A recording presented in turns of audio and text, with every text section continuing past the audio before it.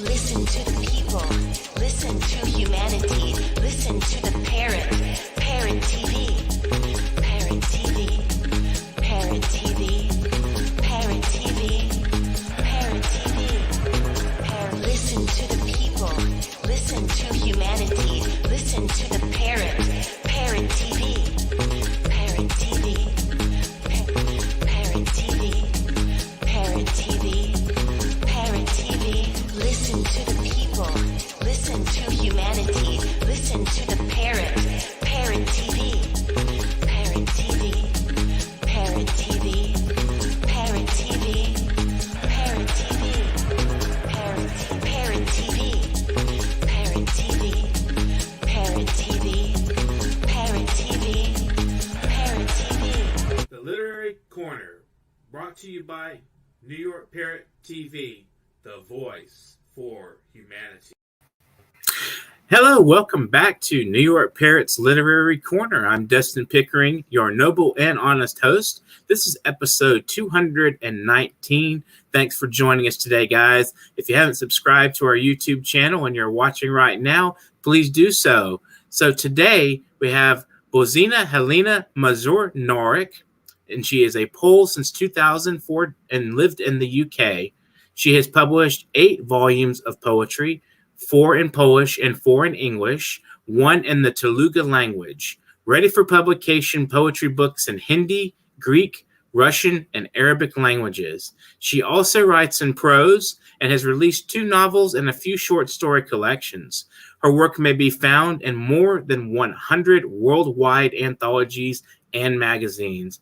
She's the winner of many poetry competitions, proud holder of many diplomas, awards, and distinctions, including Doctor Honoris Causa for a Woman of Peace from International Forum of Creativity and Humanity, established in the Kingdom of Morocco, and 1,000 Minds for Mexico Association. She is also a translator to fellow poets, translating from and into English. Her poetry was translated into more than 20 languages. Thanks for joining us today, Bozena. How are you doing? Thank you so much for invitation. I am quite good. Thank you so much. I'm hoping that you are okay as well. I'm doing great. Yeah, it's wonderful to talk with you. I hope we have an interesting conversation. So, maybe to start things off, you're Polish and you moved to the UK. Am I correct? Yes, you are correct. Did you find that there's a difference in maybe poetic styles or traditions between the two countries that you noticed, like a very distinct quality difference between the two countries, or maybe because of language or just different styles of manner that you noticed when you made the transition? Yeah, there is a quite huge difference between our countries. It's not only culture, but the way we look at the world. My country suffered so much during the First and the Second War, and in the past as well. United Kingdom was under umbrella for many, many years, so they've got quite different look at the world. I love their poetry. But I admire my very much. At the moment, I am looking for very interesting, in my point of view, poets around the world, and I am trying to translate their poetry into my native language and showing them to Polish poetry lovers. That's an interesting project. Do you have any favorite Polish poets, maybe contemporary or even historically? There is many of them. It depends on my mood. I am reaching for a different books with the different poems. It's quite a very difficult question. It really depends. Very broad question of my mood. But yes, our famous Mickiewicz, Słowacki, Galczyński. So there is a lot of famous Polish names which should be spread all around the world in many languages to people to help know our culture and our language. Yeah, I think a lot of times people are kind of isolated into their own country's literary traditions or the background. We talk about the Western canon, for instance, and it tends to be, a certain set of authors and writers. Do you know if there's like a Polish canon that a lot of Polish people are more in tune with than say most of the rest of the world? To be honest, let's leave it for later. Let me think. Okay, yeah, we'll get back to that. So when you're translating into you translate mostly from whatever language is given to Polish, right? So do you find that the language is mostly from English, okay. but I've got a lot of translation. There was a Chinese, Japanese, and Swedish. I've done already 16 different countries, and my dream is to pop this.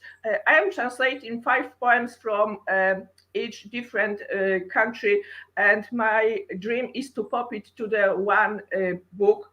I think it will be 2 or 3 because of the volume of translation, and publish in Poland, and give my country the values of poetry from all over the globe.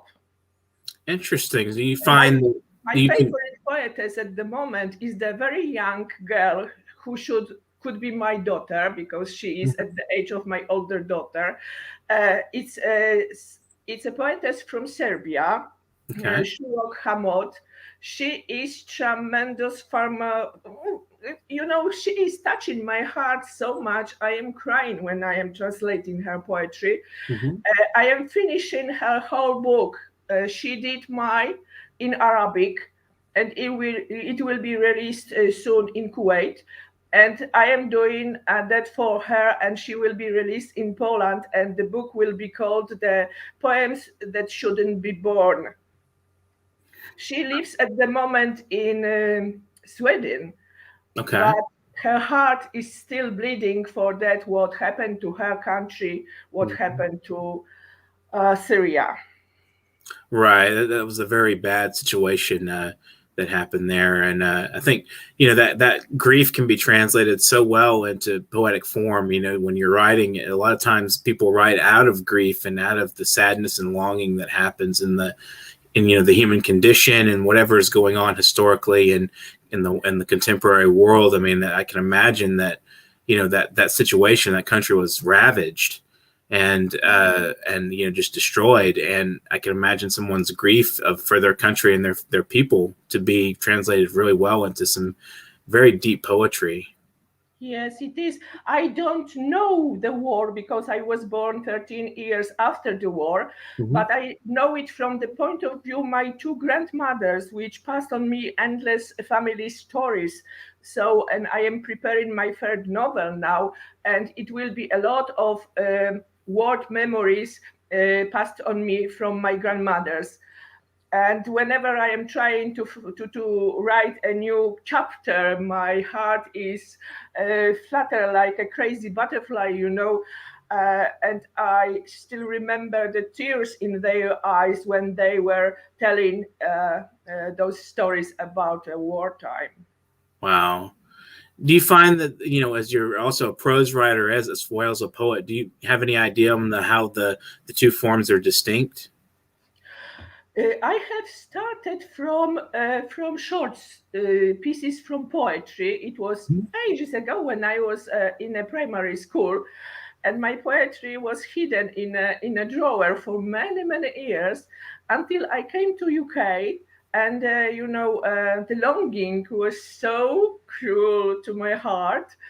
And I found Facebook, I found literary groups, and people were sharing their feelings. And one day I was brave enough to show my my writing. And after few months, I had a proposition from the Polish publisher that he said that he saw enough, and he thinks that I am ready for the first collection. So it was quite a surprise for me. I didn't think in the past that I could be a published writer or a poetess. But prose was just made by accident. It was a competition in Australia for the posts from all over the world. Write a piece about one day remember from Poland. And first of all, I wrote a poem because I was a poetess till now. But I found that it's not enough space in a poem to say what I would like to say, and it was a first short story. And from that short story, in a 3 months' time, I built my first novel. It was called The Cottage by the Stream. And it was published in Poland. It was awarded in Poland, and it was not only for children because it was based on my memory from my childhood when I was 7, my last carefree vacation before I go to school, which I spent in a village with my grandparents.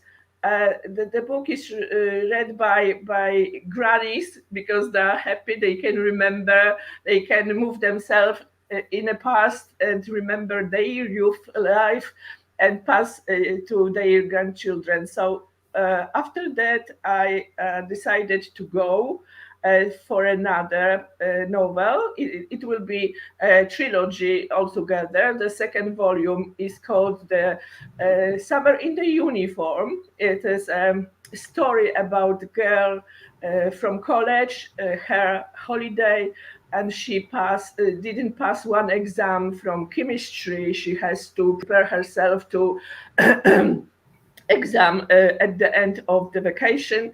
And she goes to Warsaw.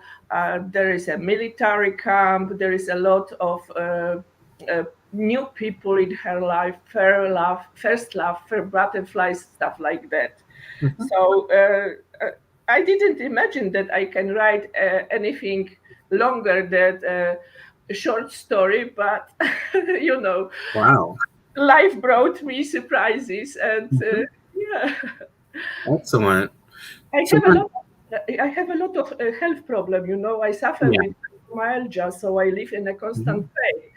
But whenever I write or read or talk to people about literature, it's for me like a painkiller.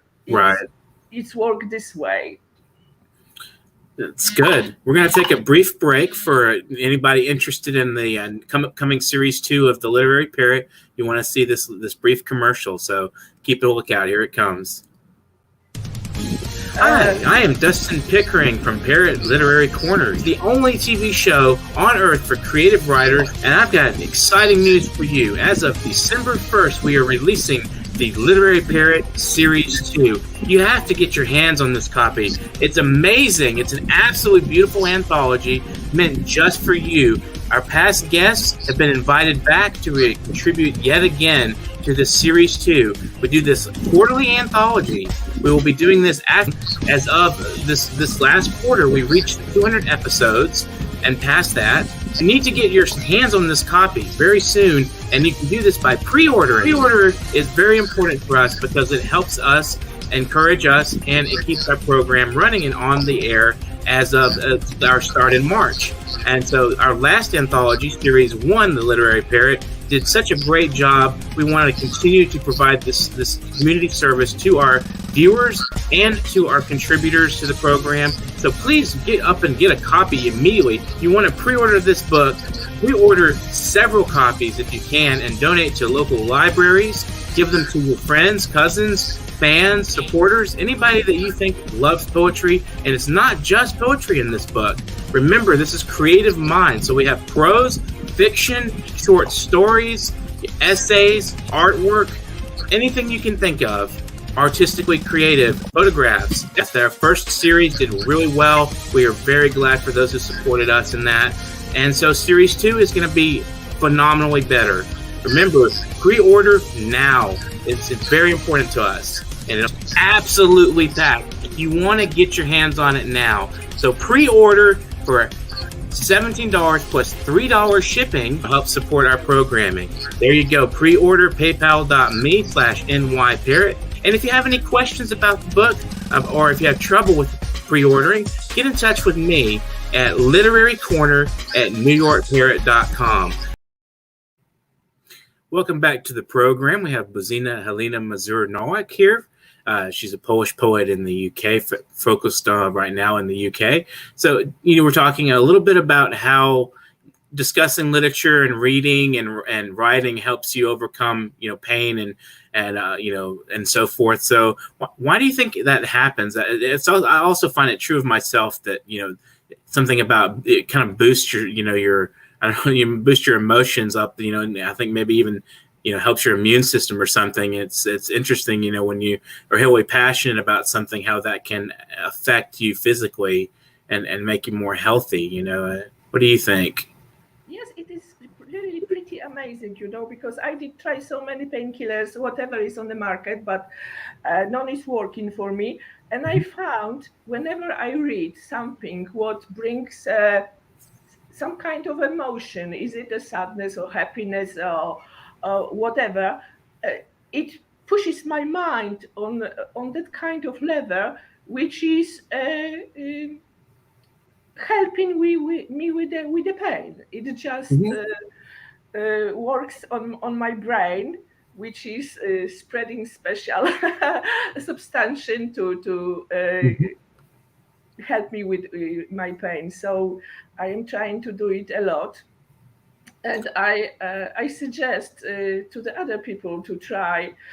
It can be a painting or drawing or listen to the music. There is various things you can try instead just swallowing painkillers.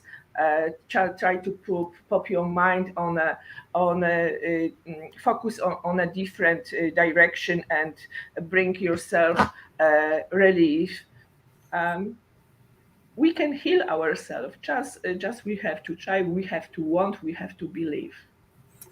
I think you're right. Do you ever find that in writing that sometimes it's more difficult to, there are times when it's what they call writer's block. I mean, sometimes I feel like there's an impulse to write, and sometimes I feel like I don't have that impulse. And when I don't have that impulse, I'm not able to do it at least as well as I would do it with that impulse. Do you feel like there's like something that's like driving you to write, or is there, do you have a discipline when do you sit and write every day at a certain time, or how do you go about your writing habits? No. For me, I'm not writing sketches. It works like that. When everything is ready in my mind, I'm just sitting by the computer or by the piece of paper, and I am writing straight ready poem or short story, whatever I am ready to write. But I've got many periods completely dry, that I can't think. I can't focus on anything to write anything. Even a short comment is difficult for me. Right. I don't know, but I have it. Just between my two novels, it was about 4.5 months break. My brain was just closed for any new ideas. And one day I just woke up in the morning, had my morning coffee, and I had to sit by the desk and write first chapter of my third novel. It just was ready and just came out from my mind. So every one of us is different. Some people are planning, some people have their habits, they work like at work, from this hour to that hour. I am just writing when I feel that I am ready. When I have to split it out, I am ready. Yeah, I find that's the case for me too. Like I go long periods of time without writing, and then I have a big burst of, I'll write 50 poems in a few weeks or something. It's kind of, it's not very steady for me either. So I really relate to that. When you were working on, when you did your writing, and then you're out looking for a community of writers to associate with, how did you find that, and how did that affect your, your own productivity and worldview in terms of writing? I am in a many groups on Facebook, literary groups, and they give me many times. They give me inspiration for a new writing, because my mind started focus on something what I liked. I write many poems inspired by paintings. Okay. Many of them, they inspire me really. Half of my poetry is inspired by paintings, and music not so much as painting. My eyes are the best capture for what I am going to write about, Mhm. and then stories which I remember from my childhood as well. uh, I am at the moment, I am 63. I am grandma. Uh, I have more than halfway already in the life.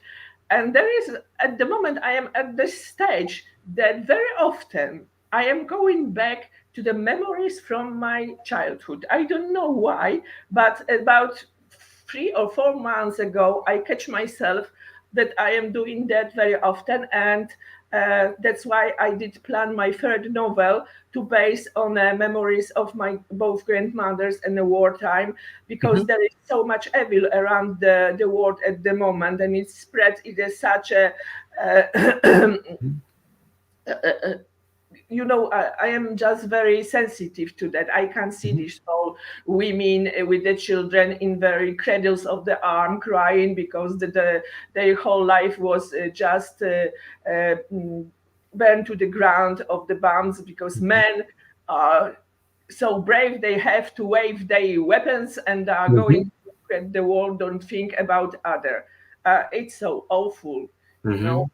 Mhm. And You would say the history, the Polish history and the experiences that your own family went through during the periods of the war, kind of influence you emotionally to write more and to think more deep on, yeah, subjects like that, the related to the world. I mean, it's definitely a lot of. I think we carry a lot of the intergenerational trauma with us. I think that's definitely a way that it can speak to us and make us compel us to act or to write something, on those issues. Like I can relate to a lot of my family's history that, they've told me about and how that emotionally, kind of is incorporated into me, in a way physically and emotionally.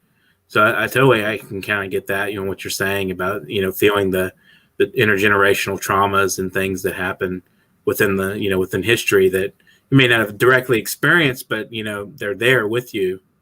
Those are sort of like photographed by the experience the person goes through and given over to the next person. So, it's interesting how that works. And so do you find that, is there any other kind of like world events going on maybe right now that you kind of relate to the people that are suffering through those? and that there is a quite big topic about these immigrants from Africa and other countries which are coming to the Europe at the moment, and I can see from this position in the United Kingdom, like Poland is fighting on the border to stop this crazy immigration, because they don't go to the Europe because they want help, because they want work, because they want to mix with European people.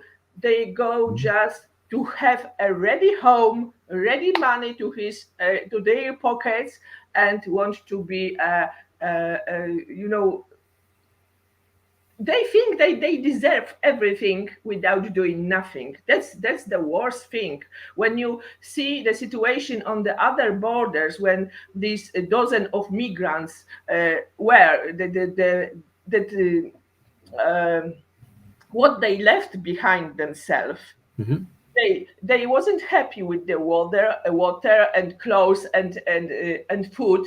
They were just asking for everything. On the top of that, they wanted homes, they wanted money, they wanted stuff like this. When you offering them step by step everything, they are reaching for weapons and are fighting for themselves. They ruin other people's homes, they destroy cars, and they rape women. Uh, I am afraid about this situation.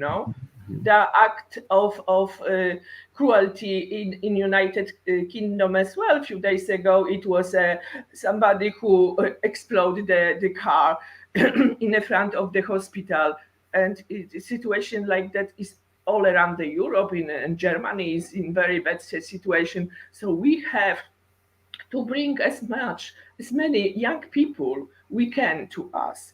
Mm-hmm. Teach them like poetry, teach them like other people, teach them like difference. Mm-hmm.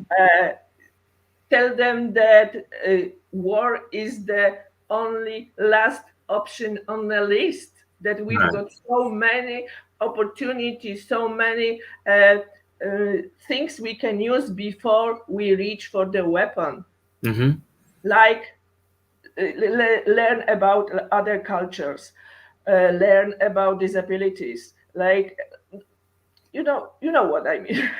I'm Right. just If you try to empathize with people across the board, I mean, you don't want to leave anybody out in that, especially people that are disadvantaged and, as we call it, marginalized communities and so forth, that, if you can relate to people that are at their bottom, that are trying and struggling really hard, then I think it's a lot easier for a person to be, just a kind and generous human being if they can really feel the pain of somebody that they don't need to feel it. It's just there because they can relate to that. And so if you can, be kind to someone that you gain nothing from it, then you can probably be kind of, to just anybody, so I think it's good to teach empathy. And I think literature, reading, any kind of reading can, train the brain and the mind to think about what other people experience before you jump into a situation that's, judging somebody that's, negatively for something that they can't help. Yeah, that's true. We're talking a lot about here how it works on a personal level for us to heal ourselves through reading and writing and doing the arts. And, it seems like in today's world, the arts and the literature have been sort of sidelined almost worldwide for the technology and the science-driven stuff. Because, I guess people don't feel the arts are worth used to be used to understand ourselves as much as they used to in the past. Maybe it's always been the case, I don't know. We're more driven by profit and developing and trying to material development rather than the other side of it. We do need to have emotional and spiritual development through creativity as well, and it's hard to really get people to understand that sometimes. It's, I don't know, today it seems like it's really bad to where they've society has kind of pushed all of the artists and people aside for more entrepreneurial and scientific and technologically driven people. So how do you think we can, get into the realm of trying to get the arts to be more, I don't know, maybe not completely mainstream, but more mainstream where people are thinking about that more? I've got a lot of meetings with young people because of my books, and I am trying to work with them on the ground level. Here in a Polish school in United Kingdom, on the way, I've got a meeting in Madrid in a Polish school and some other countries as well, and it's really like a honey on my heart when I see that young people are trying to be more active in a cultural area, because I heard from people my age telling, what for you are doing that writing, you can buy a bread for a book, so it's a waste of time. Right. But I have got this strong feeling in my heart that I have to write a poem since a young age, and I have to pop something on a page, or I have to tell a story to my granddaughter or chat with my friends on a phone, not just about new pair of shoes, but we were trying to focus on something really what enjoys both of us, like his or her memories from the past, which are so deep in the heart that it was a pleasure for them and for myself to spread them further.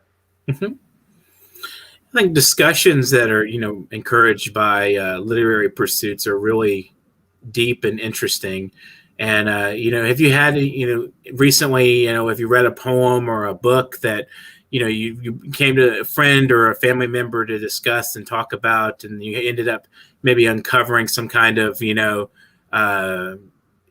something within them that they were feeling emotionally that they wanted to talk about. Have you ever had any experience like that where you bring somebody a book and you say, hey, I'm reading this this book and this is what it's about, and they relate to it in some way. Maybe they haven't even seen it or read it, but they're able to talk about their own personal issues through discussing that literature. Have you ever had that happen? Yeah, very often. Yep. I think it's very powerful because it can unravel people. We need that kind of discussion is also with the material benefits of civilization. We have to have the artistic developments and culture that sort of carries the flag per se. We're going to take another brief break, and we'll be right back, and we'll hear some of your own work, your poetry to read for us. So we look forward to that. Wow, you want me to read?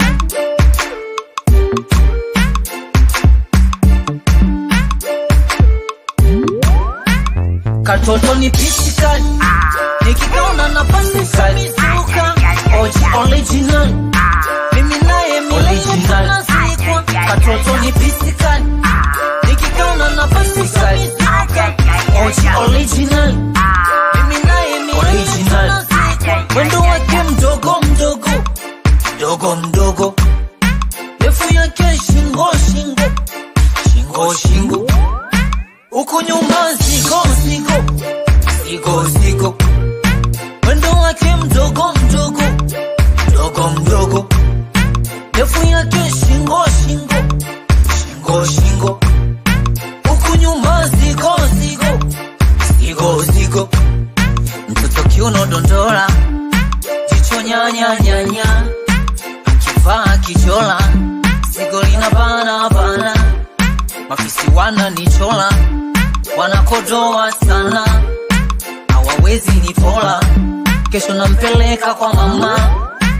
Katoto ni pisikali, nikikaona na pasikali suka, oji original, mimi naye original. Katoto ni pisikali, nikikaona na pasikali suka, oji original, mimi naye original.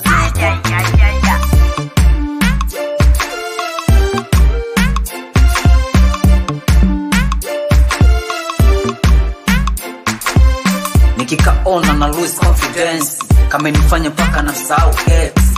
Napenda kacheze yangu chesi, na mikobedi machenga katalibo westi. Katoto G original, miuno zaidi ya pepe kale. Sikandombolo kachamu kwale, kama nifanya night minisi lale. Katoto G original, miuno zaidi ya pepe kale. Sikandombolo kachamu kwale, kama nifanya night minisi lale. Kana kaumbo kadogo, akana shobo na vigogo, kapo nechilo katumi mkorogo, wala sio nainai wamejimfwa tupogo, nyuma sio flat screen, ni TV ya katoto ni pisikali, nikikaona na pasikali suka, oji original, mimi naye original. Katoto ni pisikali, nikikaona na pasikali suka, oji original, original. I go by the name Amofena, Amofoko, niko na Davos. Sana, sana, sana, sana, sana, sana.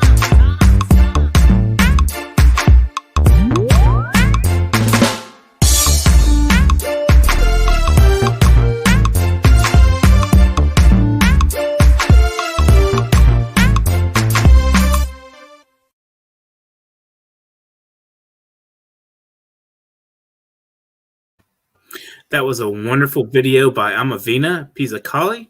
I hope you guys enjoyed that out there.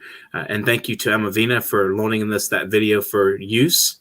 So, Bozena, do you have a couple of poems you'd like to read for us? I've got 3. Okay. One very short and 2 a little bit longer. Okay. And 3 completely different. Okay. Sounds good. Are you ready for me? Yes. So the first one is called Green Heart Beating. Well, I like that. Oh, branchy, majestic old tree, I will sit in a shadow and put my head on a rust of your rough trunk. With closed eyes from a moment, I will listening to your green heartbeat. I will feel like a juice flow in your green arteries. I will listen to the story which your lips whisper to the wind. Ooh, pretty. Second one, should I stay or should I go? The dazzling star from the sky is blinking at me from above, asking to come up between them. I'm still not ready, I answer so. I saw my father in a night dream, waving at me from blooming orchard, asking to go along with him, but I'm still not ready to go. My mother, wearing a moonlight dress, walking the alley of old linen trees, smiled at me, her radiant face saying, I know you are not ready to go. So keep your pen in a steady hand and write more poems, my beloved. Make people's life happier, though we all be waiting for you up above. And do not hurry to join us there. We are so happy looking at you. How many people reading your poems are sending blessing from them to you. Do what you do, what whispers your heart. Make people happy in your own unique way. Do not show tears when you full of pain cry. And keep saying, I'm still not ready to go. Sorry, my asthma is a little bit affecting my voice today. And the third one is called Dilemmas of the Heart. Each night I return to those green fields, to the fragrant linen trees, willows with the outstretched arms. I count up their inner sky strokes, arriving with the spring, and in my mind I circle around my grandmother's cottage. I listen to the brook babbling in the morning and to grandfather's violin playing in the evening. Bring my entries to the roadside chapel to allow the pilgrim to return with the bowed hat. Each night I return from a distant land to where you can hear the wonders of Chopin's playing, to the fragrant fields of Mackiewicz Sansa's Dąbrowski's mazurka will return in the heart. And our flag, once blood-soaked, now flutters proud in the sun under the blue sky. It will always be reminder to wandering Poles of the reason our grandfathers sacrificed their lives. I definitely see the the family heritage influence, and that second one I would say is like a very stoical poem. The advice you impart there about not showing pain when you're suffering and being a kind of figure to people that are of strength, to a pillar to other people.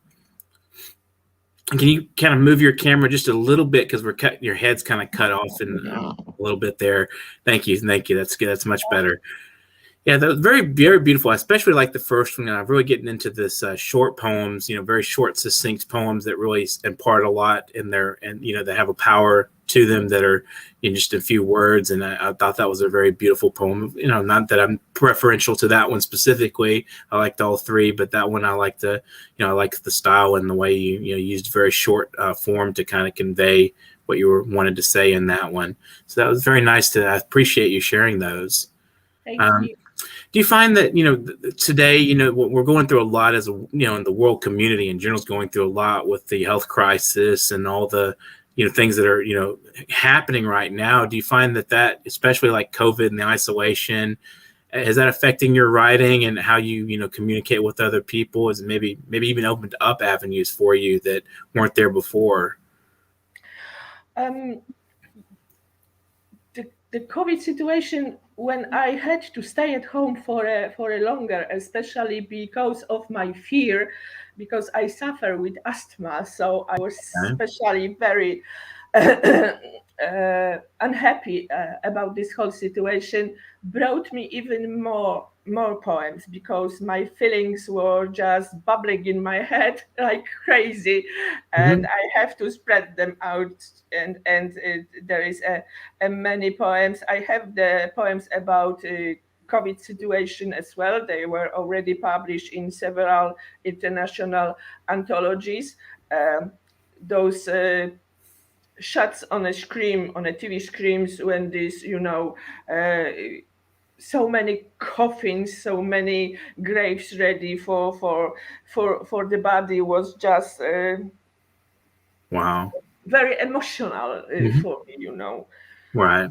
Especially that I lost my father year before, and my grieving was so fresh at the moment. So all this situation, and I said to myself, you are still not ready to go. You've got still so many plans, so you have to do this or that. So just keep yourself at home and let your brain write more. And now it's a little bit better, but I am still so scared. I had already 3 jabs against COVID done, but when I can see like young people don't care about other, they are jumping without masks, they are just coughing in front of you into your face, and some people my age said they don't believe in injection. There must be another situation that rich people want to make some more money because of this whole fear in whole world. So really, I've got a very mixed feeling, and sometimes I am not discussing with the people. I am doing things my way, and because right. Yeah. Well, thank you for joining us today. It's been really pleasant talking with you, and I'm glad you were able to get on the program today and speak with us and our viewers. I hope appreciated what we discussed. And so you guys out there viewing right now, if you have not subscribed to this channel on YouTube, if you're watching on Facebook, go to YouTube, subscribe to our channel so you can watch further when we have more programming for you. This channel also has the politics as well as the foreign policy review, so you guys can watch those programs as well. And if you would like to donate to this program to help us further our production as well as keep us going, that can be done at paypal.me/nyparrot. And if you would like to be a guest or have suggestions for guests on the program, please be in touch with me at literarycorner@newyorkparrot.com. That's where you can reach me, Dustin Pickering, and I would love to hear from anybody out there who, with music, if you have music you would like to share with us, as well as if you're a visual artist, any kind of writer, any creativity you're doing out there, we would like to discuss it on this program with you. If you have a book you'd like to promote that you're going to release pretty soon, please be in touch with us at New York Parrot, and we'll put you on the Literary Parrot and the Literary Corner. So thank you again for joining us today, Bozena, and I appreciate everything you had to say and your work as well. And thanks to our viewers and subscribers. This is the only video platform for global creative minds being done daily, and we're going to get back into programming here soon. We took a brief break to prepare the anthology, so if you're waiting for that anthology, get ready. It's coming out December 1st, and go ahead and get ready for pre-orders. As you saw the commercial earlier, it gives you all the information regarding this book that you need to know. So thank you again, all of the viewers, subscribers, and those who share, love, and like our content. Please keep doing that and keep the momentum going for the Literary Corner. I'm Dustin Pickering. I hope you guys out there have a great afternoon. Get to writing. Thank you so much.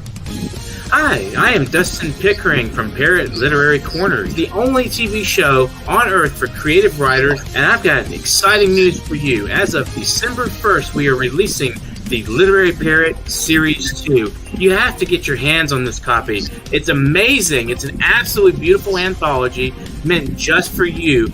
Our past guests have been invited back to contribute yet again to this Series 2. We do this quarterly anthology. We will be doing this as of this last quarter. We reached 200 episodes and past that. You need to get your hands on this copy very soon, and you can do this by pre-ordering. Pre-order is very important for us because it helps us, encourage us, and it keeps our program running and on the air as of our start in March.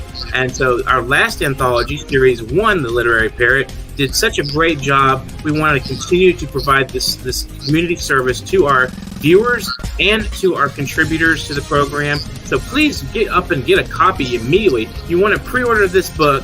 Pre-order several copies if you can and donate to local libraries.